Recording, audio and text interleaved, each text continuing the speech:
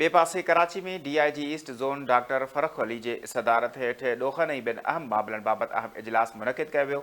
इजलास में east zone जे ज़िलनि जा SSPs, इन्वेस्टिगेशन विंग जा ऑफिसर ऐं ॿियनि लाॻापियल अमलदारनि शिरकत कई। इजलास दौरान हफ़्ते दौरान मुख़्तलिफ़ थाणनि जी हदुनि में पेश आयल ॾोखनि जी रोकथाम, रूपोश ऐं इश्तिहारी जवाबदारनि समेत IR में मुलविस जी गिरफ़्तारी बाबति तफ़सीली रिपोर्ट पेश कई वई। इजलास में मंशियात जे ख़ात्मे, गाॾियुनि जी चोरी ऐं फुर, गैर क़ानूनी अफ़गान नेशनल जे गिरफ़्तारी ऐं स्ट्रीट क्राइम जे ख़ात्मे जे लाइ खयल क़दमनि जो जाइज़ो पिणु वरितो वियो। पोलियो मुहिम दौरान पुलिस जे मुक़ररु कयल नफ़री खे यकीनी बणाइण ऐं फौरी रद्द अमल वारे टीम खे अलर्ट रखण जूं हिदायतूं बि जारी कयूं वियूं। ईस्ट ज़ोन खे ॾोखनि खां पाक बणाइण जे लाइ कोशिशूं जारी आहिनि ऐं शहरनि खे पुरअमन माहौल फ़राहम करण जे लाइ हर मुमकिन क़दम खयां पिया वञनि।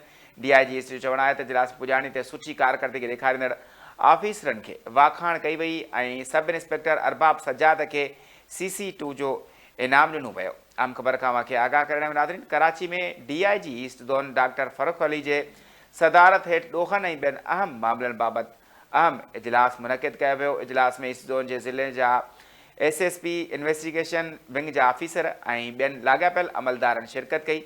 इजलास दौरान हफ़्ते दौरान मुख़्तलिफ़ थाणनि जी हदुनि में पेश आयल ॾोखनि जी रोकथाम, रूपोश ऐं इश्तिहारी जवाबदारनि समेत FIR में मुलविस जी गिरफ़्तारी बाबति तफ़सीली रिपोर्ट पेश कई वई।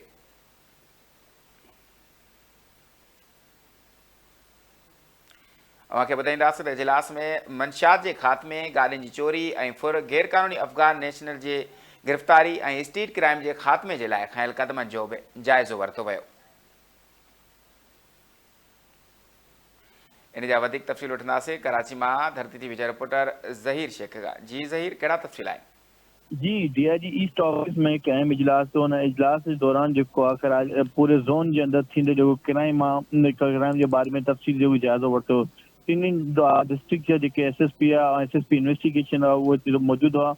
उन्हनि जेको आहे DIG खे पूरे डिस्ट्रिक्ट जे बारे में थींदड़ कार्रवाई, उन अलावा जेको मफ़रूज़ मुल्ज़िमान जी डिटेल, हाउस रॉबरी जी डिटेल, फुर ऐं मंशियात ऐं गाॾी चोरी जी डिटेल जे बारे में, ऐं उन सां गॾु अफ़गान जेके गैर क़ानूनी तौर ते मुक़ीम अफ़गान आहिनि उन्हनि जे बारे में डिटेल ॾिनी।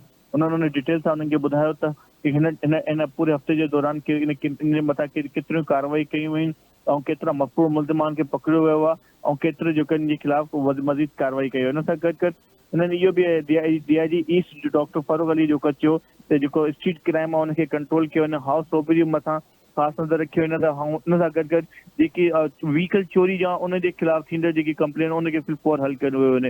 इन सां गॾु गैर क़ानूनी तौर ते जेके मुक़ीम अफ़गान बाशिंदा आहिनि उन्हनि खे जे ख़िलाफ़ कार्रवाई जेको आहे सख़्तु कई वञे ऐं उनखे जेको आहे हितां वापसि पंहिंजे मुल्क रवाना कयो वञे। हिन सां गॾु हुन पोलियो मुहिम जेकी 13 खां 16 तारीख़ ताईं जेकी जारी आहे उन जी सिक्योरिटी हवाले सां बि जेको आहे ब्रीफिंग ॾिनी, चयो त हर लिहाज़ सां जेको सिक्योरिटी खे सख़्तु कयो वञे ऐं जेतिरा बि जेके फील्ड में अफ़सर मौजूदु आहिनि उहे जेको आहे मॉनिटरिंग कनि। जी ठीकु आहे ज़हीर शेख, तफ़सीलुनि खां आगाह करण जे लाइ वॾी महिरबानी।